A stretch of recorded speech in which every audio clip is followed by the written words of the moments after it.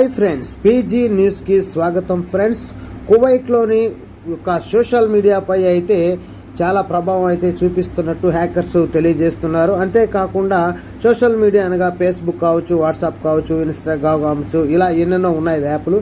మరి వీటికి సంబంధించి మనం ఎటువంటి జాగ్రత్తలు తీసుకోవాలి అనే విషయాలపై అయితే కువైట్ గవర్నమెంట్ అయితే హెచ్చరిక చేసింది. వాళ్ళు మిగతా విషయాల్లో ఎలాంటి ఒక నియమ నిబంధనలు పెట్టుకున్నారు, మరియు మనకు సేఫ్టీగా ఎలా ఉందనే విషయాలు మొత్తం ఈ వీడియోలో చూద్దాం.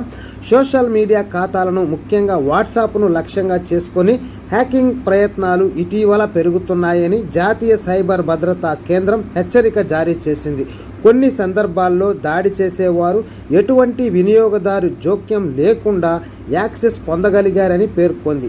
శుక్రవారం ఎక్స్ ప్లాట్ఫారంలోని తన అధికారిక ఖాతాలో పోస్టు చేసిన ఒక ప్రకటనలో కేంద్రం ప్రజలను వారి స్మార్ట్ ఫోన్ ఆపరేటింగ్ సిస్టములు మరియు సోషల్ మీడియా అప్లికేషన్లను తాజా వర్షన్లకు అప్డేట్ చేయాలని మరియు అన్ని ప్లాట్ఫారంలలో 2 కార్యకలాపాలు ప్రామాణీకరణ 2FAని ప్రారంభించాలని కోరింది.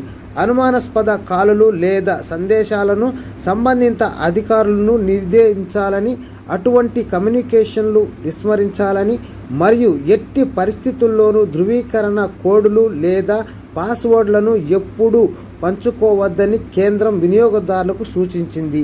సైబర్ భద్రతా బెదిరింపులను పర్యవేక్షిస్తూనే ఉందని మరియు కొత్త సమాచారం వెలువడినప్పుడు ప్రజలకు నవీకరణలను అందిస్తున్నామని కూడా తెలియజేశారు.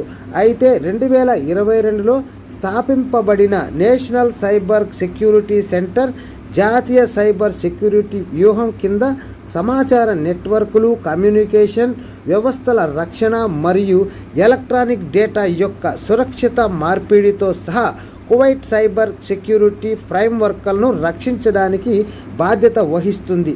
అంటే ఫ్రెండ్స్, ఇక్కడ వాళ్ళు మన సెక్యూరిటీ అయితే మామూలుగా సెక్యూరిటీగా మనం వాడే సోషల్ యాప్లు అన్నీ కూడా వాళ్ళు బాగా సురక్షితంగానే చూస్తున్నట్టు మనకు తెలియజేస్తున్నారు. అంతేకాకుండా ఏ యాప్కైనా సరే వెబ్సైట్లో మనకు మామూలుగా అప్డేట్స్ అని వస్తూ ఉంటాయి. ఇలాంటి అప్డేట్స్ వచ్చినప్పుడు వెంటనే అప్డేట్ చేసుకోవాలని, మన పాస్వర్డ్లు కానీ యూజర్ ఐడీలు కానీ ఏదైనా ఫోన్లకు వచ్చే ఓటీపీలు ఇట్లాంటి ఏదన్నా కూడా ఎవరికి దయచేసి షేర్ చేయొద్దు అని అంటూ వాళ్ళు తెలియజేస్తూ ఉన్నారు.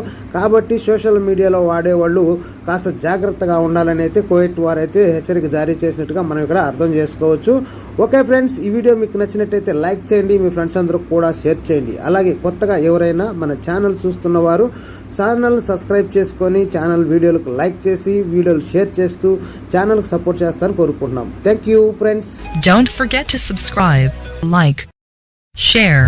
Thanks for watching.